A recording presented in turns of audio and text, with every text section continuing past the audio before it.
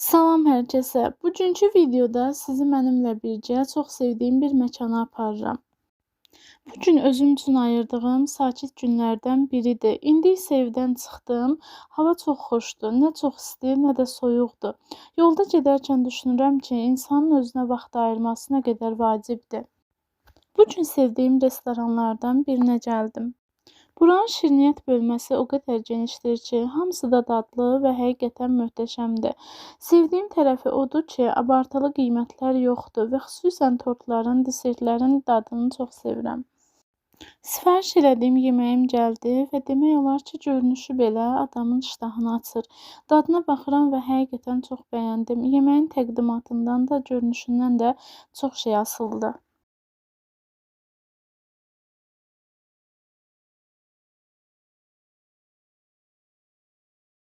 Yeməkdən sonra çayla 2 fərqli ekler sifariş elədim. Hər ikisinin dadı həqiqətən çox dadlı idi. Sadəcə mən şokoladı çox sevdiyim üçün, yəqin ki, bir daha getsəm şokoladlı növünü sifariş eləyəcəm.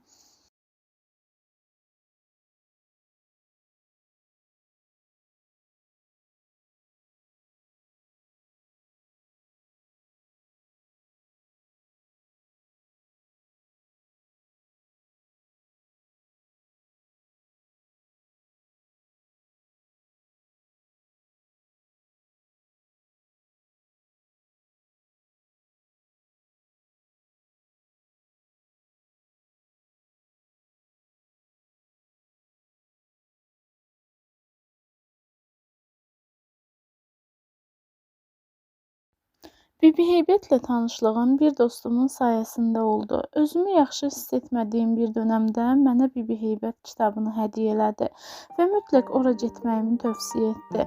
O zamana qədər sadəcə adını eşitmişdim Bibi Heybətin, amma heç vaxt getməmişdim. Biz 28 mayda görüşdük, kitabı mənə hədiyyə edib özü getdi. Mən də yollandım Bibi Heybət məscidinə. İnanın, içəri girdiyim an o qədər gözəl ab-hava, huzur var idi və qəribə bir doğulmalıq hiss etdim orada. Dəstəmaz alıb 2 rükət ziyarət namazı qıldım və dualar etdim. Ondan sonra biraz rahatladım və bundan sonra həm tək, bəzən də dostlarla getdiyim müqəddəs məkanlardan birinə çevrildi mənim üçün. Şükürlər olsun ki, bu gözəlliyi ilə tanış oldum.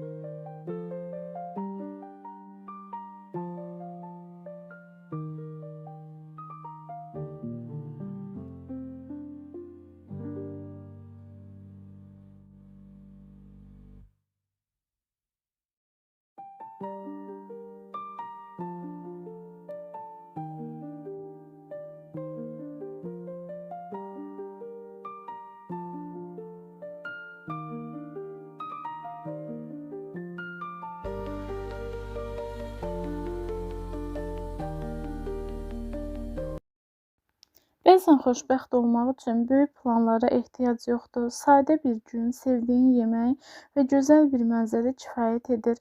Bu vloqu da məhz bu səbəbdən çəkdim. Məhz bu hissi ötürmək üçün çəkdim.